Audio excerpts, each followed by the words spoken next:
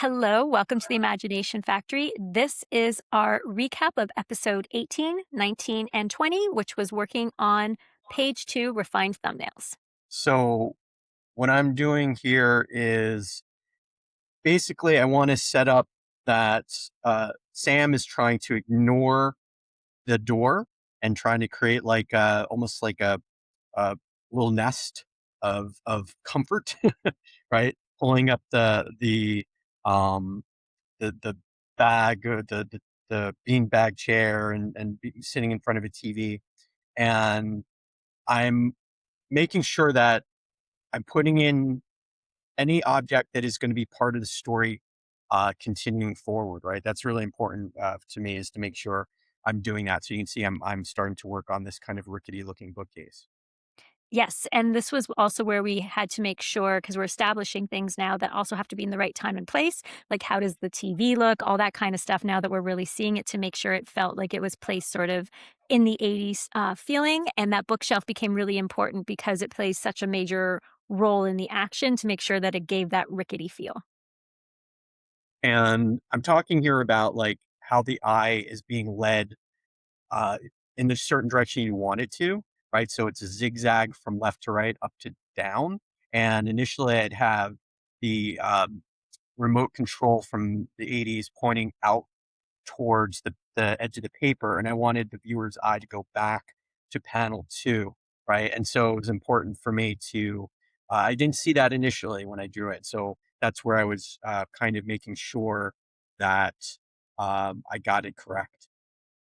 And this was another opportunity where we really wanted to make sure it felt correct to the time, right? Because the remote control is up so close and it's such a great way for people to immediately be like, wait a second, that's not what they look like now, to help place us. So we spent quite a bit of time sort of talking about, realism versus imagination and figuring that this was a good example of what it would look like in the 80s.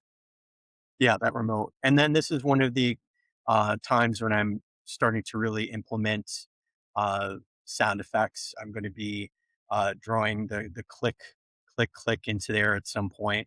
Um, while I'm also thinking about that, I'm going to panel three and starting to think about like locking in the black and the white to make it kind of creepy, to also make sure that we can see the door quite properly and the reflection of the TV.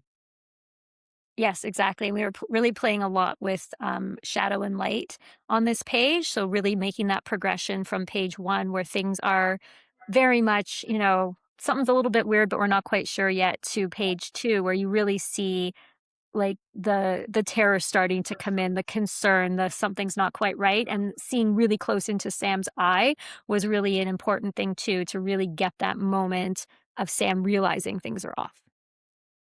And now we're seeing an action shot of Sam picking up the empty bookcase, is kind of a rickety bookcase that's going to kind of play quite prominently in the story um, moving forward. Yes, and also seeing that, like, all the stuff that kinda came out of it quickly to be able to move it across the room, and the awkwardness of it, and the fact that you could tell it's rickety because of how Sam is kind of dragging it, which became an important plot point, for what happens next. Yeah, and just also noticing the angle and putting that bookcase in to lead your eye towards the next panel, where Mhm. now the bookcase is blocking this door. And so at this point, the door isn't quite a character, but as you're going to notice going to the last panel here, that's when it starts to turn into something more than just a door. Yes, absolutely. And this is where we have that what is happening here, bookcase crashing down. We still have the plant established because it was one of the original things that led us towards the door. So we didn't want to lose that.